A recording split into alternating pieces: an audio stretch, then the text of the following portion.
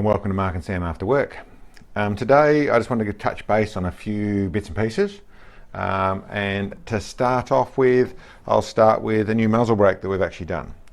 This is just our normal 3-port muzzle brake, which we've done for basically the various calibers in both the 18x1 and the 24 or 5/8 by 24 thread. We have got a few questions about doing it in a different thread, I should say, which is the 14x1. So that's what we've actually done these in 14x1, did it up for one customer, but there are a few rifles here at Tikka. The Lithgos run the 14x1. It's not the ideal thread that I would run on the front of a barrel, and I'll go through that in a bit more detail, but we've still done them up. So we've got them in there. We had them in 2-port, now we've got them in 3-port. So for those rifles, if people are looking for this sort of brake, our brakes are designed to keep the dust or stop the dust from blowing up so much in your face. Good on percussion, so you don't get much of a smack in the face, and they're a nice efficient brake for a straight shooting rifle. So, but essentially 14x1 in our 3-port brake, we now sell them, they're on our store. That's the first bit. I won't touch this yet. This is our 6506 improved. But I'll explain that a little bit and a couple of things I wanted to talk about. One was a question of the size or the muzzle brakes and putting them on the front of barrels. The other one was the rifling twist and the rate of twist. With the engineering side of threads on the front of muzzles. You got a thread out the front here. There's a point out here where the larger, and there's a few logics to go with this. In theory, all you want is to be able to thread it on the front here. With this sort of brake, you've got to time it to make sure it's straight. Various ways of doing that, but that's all you're talking about. Just attach it on nice and firm so that it does its job of being able to attach to the front of the rifle. One of the things that a lot of people don't realize, and this happens in some manufacturers as well, is that where your muzzle brake actually attaches to the front of your barrel is a very high stress point. If you imagine when you fire the trigger and that it's just gas going forward, so gas is only hitting forward here, but that actual whack that's hitting there is akin, different calibers, obviously it's a different amount of force, but akin to a smack with a hammer. You know, from a little smack to a big smack, depending on what size caliber and how effective your brake is and all that sort of stuff, that load is being transferred right to that piece of thread on the end of it. Now, in truth, most threads are not going to have a problem dealing with a thread, but there's a little point we've got going on here where you've got thread, which is the last bit of the barrel has the thread on it. The stuff before here is heavier than the barrel. So you'll get a point right there where that thread is trying to pull off the end. Now, is it likely to? No, it's not. But the smaller you get that thread, the more stretch you're getting in it. Now, when you think about it, it's not just the stretching of the thread and potential damage and breaking that we're talking about here. It's also the fact that your rifling is going right down your barrel.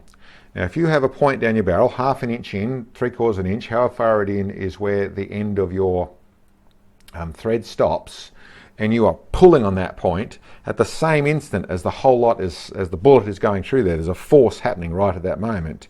You are potentially causing either your thread to stretch and your rifling to have a tiny little hiccup in it as it actually goes through that stretch, or even to the force where there's a tiny wobble happening because of the force attached to that smaller part. So, i.e., I mentioned the 14x1. I would say there are largely no problems. But if you are going to have the problem, it's more likely to happen in a smaller thread, especially smaller thread versus caliber. The other things that I go in an engineering sense, you see most gunsmiths if they do a little section, which is nice, you'll have the thread and there's a little parted piece or a little gap before it comes back to the actual barrel. So the barrel essentially comes along, goes down a little step, and then you've got the thread on the end. That's nice to let different muzzle brakes and things go on. But that little step comes down, that's the narrowest part of the rifling. The narrowest part of the rifling, of your actual muzzle. That's the smallest part. The deeper that part is, and especially if you've got sharp corners, the more likely you are to have fatigue and failure. Now, very unlikely, it's not something I've heard about a lot, but it is something that ideally the larger the thread. So we use, and very common to use, and I use it on up to the 300 Win Mag, we use 5/8 by 24, have had no issues. I do start to do different things and stop from cutting down so much from behind there to try and make it stronger. In the 338 we go up to the 1 in 18, or you can go with 3/4 by 28. And certainly in bigger rifles, then we go up to 7/8 and 1 inch threads and things like that. I'm doing up a custom muzzle brake now for just a 338, and he's running a 28mm thread. All the logic there is not so much worrying about your muzzle brake falling off, but more worrying about distortion in the end of your rifling at the end of your barrel. So that's something I want to touch on. The other bit is twist. Now, there's a few logics here. The modern logic, we're all going with calculated twists, bullet stabilities, and trying to run that maximum stability, because in the theory of things, more stability means more accuracy. And with lighter bullets, monolithic bullets and things like that, that is potentially a real an issue. You want to be able to run all of the super long monolithic bullets and things like that. You've got to get into really fast twists. So depending on where you're going the bullet, that may be something that's unavoidable. But there is an old school logic that says the faster you twist it, the less accurate it will be. Now this logic is derived out of a couple of different forms. In some cases, in most cases, there's still a grey area there. What they're actually talking about, and a way to describe this, is if you look at a spinning top. I've heard it described that way many times. You look at a spinning top, you spin it, and they sit there with gyroscopic force sitting smoothly. You'll find if you spin them really rapidly, they'll wobble a little bit and then they settle down. They get to a slower speed and they settle down. They become very stable for a little while, very, very stable until they start to get wobbly and fall over. So the logic is too fast, they're not as stable. Too slow, they're not stable. There is a right spot in the middle. There is a sweet spot, which makes sense. So that is something that I feel, I suppose what I've found, I prefer, if I can, and sometimes I can't, but I prefer to use a jacketed bullet. And I prefer to run the minimum twist I can get away with. Two logics I'm working with. In the ELR stuff, I tend to find that it works very well. Have I done enough testing to say, have I tried the 3 different or 4 different or variable different twists on the same bullet to see how it performs? No, I haven't. So I can't honestly say what happens there. But I have more the logic of the gyroscopic stability. It will tend to hold a bullet in a more, hold its yaw. So it'll tend to stay shooting exactly the same way as the barrel was pointing for my ELR stuff. When it slows down and its gyroscopic stability is not as strong, then it's more likely, and that's back to various ways of describing this, but if you understand gyroscopic stability, once something's spinning, it really doesn't want to change off its axis. You get something spinning fast, it's hard to move. It doesn't want to, it wants to stay on that same axis.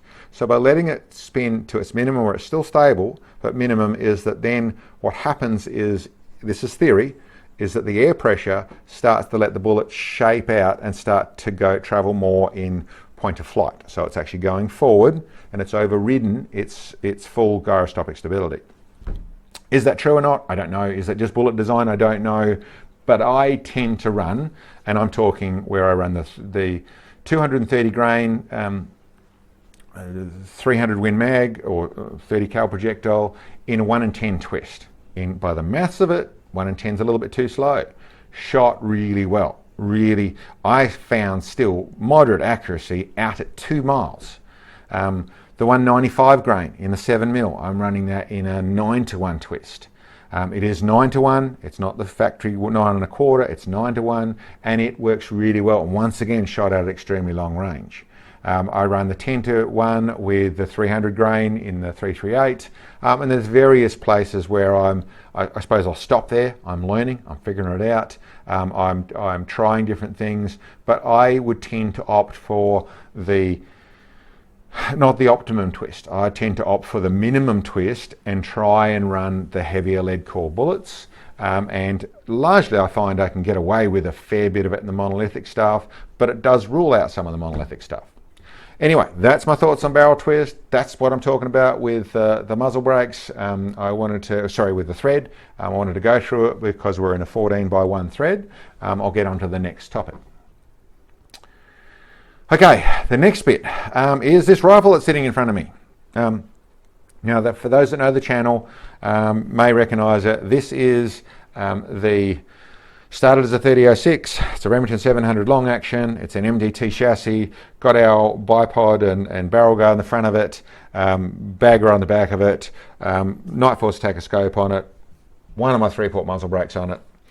With this 27-inch barrel running the 6506 in an Ackley improved. We're planning on lots of tests. We're waiting for our weather to come so we can do some refining work out an ELR load for it. But that's what this one's up to, and we're busting for a little bit more paddock to shoot in so we can actually do that testing and finish it off. Going to the 150 grain Sierra Match Kings, the 140 grain Burgers, working out powder loads and that sort of stuff. When we first started this and first mentioned this, we had some suggestions from a subscriber, a person who's commented many times and had some suggestions as to how it would go against the essentially a short fat one, which is what we're talking about here. This is the tall skinny in counter reference of the 3006 in Ackley improved 6.5. So 6506 AI. Shooting really nicely, working quite well, quite efficient, but tall and skinny. Now, what that logic about, there's a negative to that case. The positive is that it's got a fair bit of powder in it. It's sort of pretty nice balance. It's a pretty well sorted out round in various things. Doesn't have a lot of problems. But it's a tall, skinny powder stack.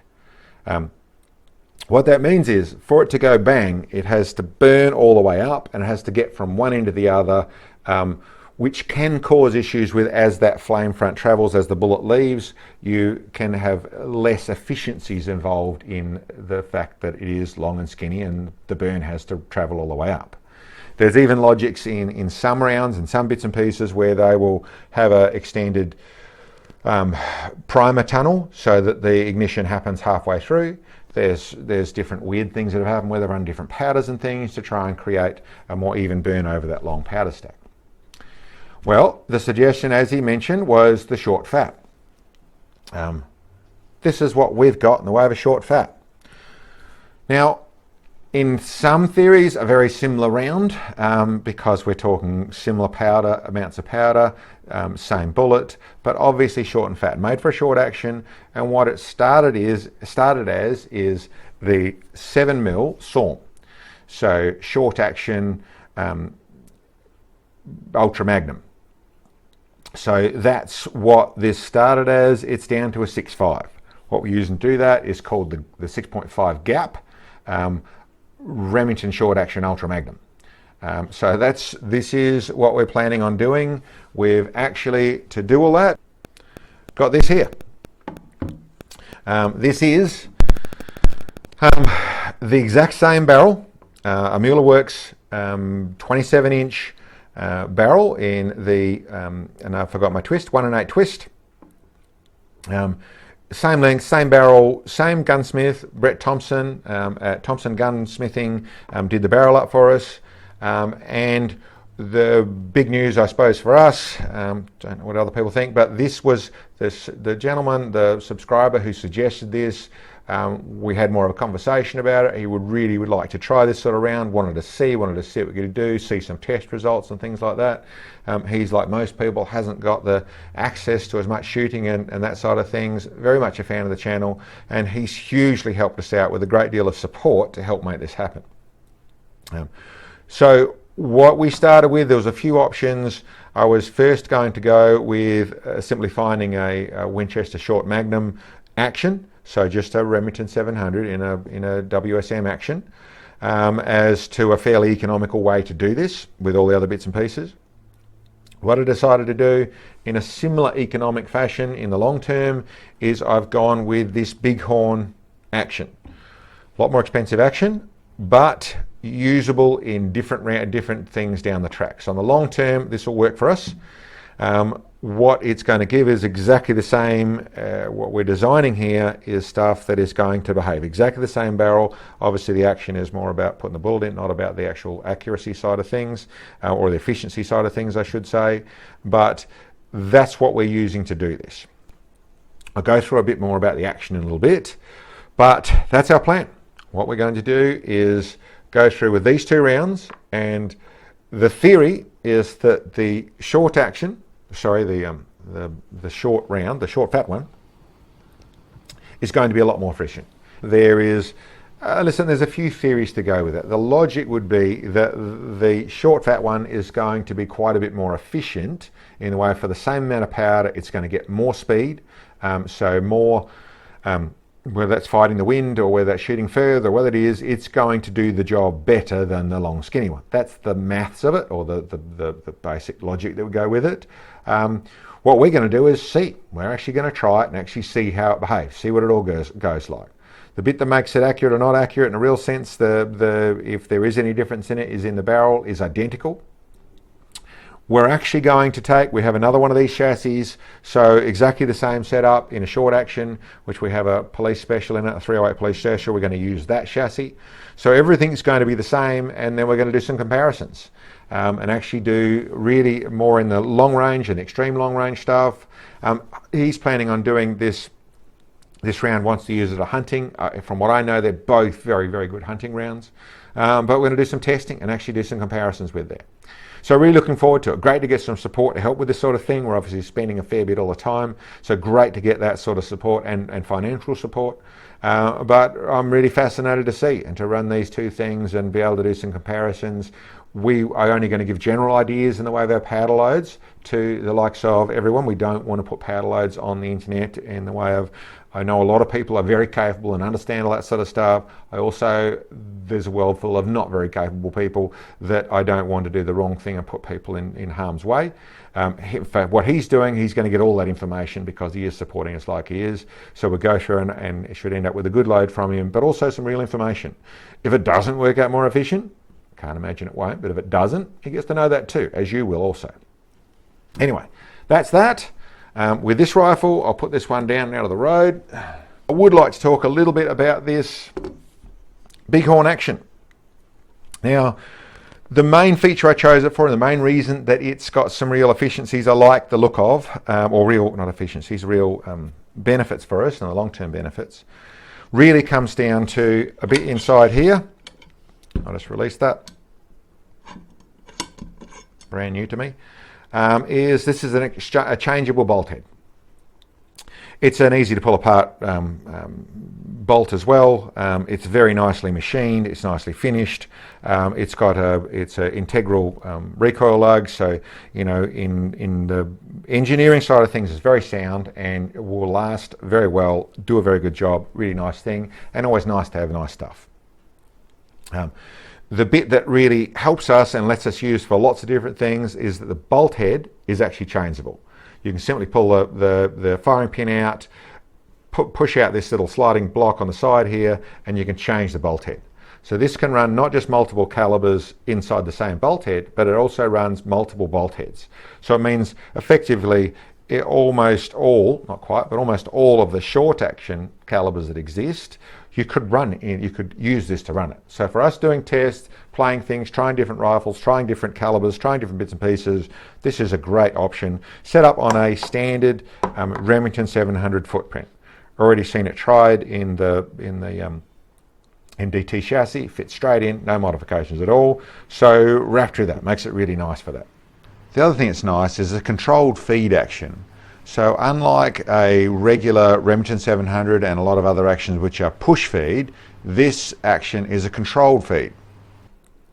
What that means is, for those who aren't aware, is that rather than with the likes of Remington 700 or a normal style, they essentially simply push the round in.